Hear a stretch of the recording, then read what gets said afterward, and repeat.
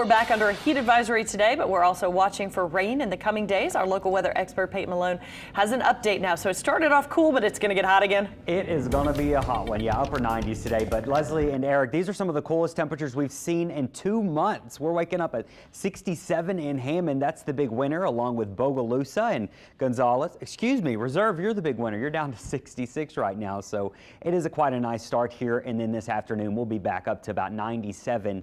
The humidity is not going to be unbearable today, but you'll notice it's starting to creep up. Now tomorrow, Saturday and Sunday are going to be hot and humid. It'll feel like the 1-teens once again for 3 days. So record heat there. And then here's our dip. We were just talking about maybe some rain in the forecast. The better chances for that could be on Monday. I say could because it's still not a guarantee that we're going to get good rain from this tropical wave heading towards the Gulf. It's going to be one of those situations where if it's close enough, we get rain, but if it's just slightly further to the south, then all the rain could miss us. So we'll see how things play out. We got a couple invest out here, 98 and 99 spinning out in the Atlantic. These do have a chance to organize. Looks like these would probably both stay out to sea, I do think, at least in the near term. So no issues there. This is the one we're going to be watching. What is a tropical wave getting some showers and storms going this morning north of the Puerto Rico there in Dominican Republic. This is going to head towards Cuba and South Florida by Saturday and Sunday, and then get into the Gulf of Mexico and may try to come together by Sunday and Monday. So a depression is certainly a possibility. And hey, even a tropical storm isn't out of the question. It just doesn't seem as likely as you get stronger and stronger. So here's what we're going to be watching. As the tropical wave gets in the Gulf, where does it go? Well, it's going to be fighting it out with our big heat ridge. The heat ridge is going to block this thing from going straight to the north. So it's going to ride around the periphery of that ridge. Now, if the ridge is stronger, it takes the southern route.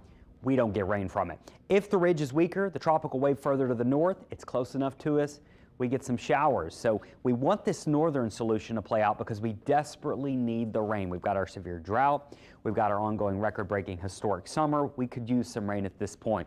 So let me show you what we're going to be watching here. Here's the moisture associated with it, trying to consolidate but not doing too much for the next couple of days. But once it gets into the Gulf, the shear is going to be lower. The Gulf is in the upper 80s and low 90s at record temperatures. It wouldn't be impossible for this to become a depression, and maybe the models might be actually underestimating it. A storm is not impossible. I'm not saying it's likely, but it's not impossible. So definitely something you want to watch. And remember, it's the Gulf of Mexico in August. Things can ramp up quickly sometimes, but I think the bigger story with this thing is the moisture helping someone out. But this specific guidance here, as you just saw, it keeps that moisture just off the coast. We miss most of the rain. That's one solution.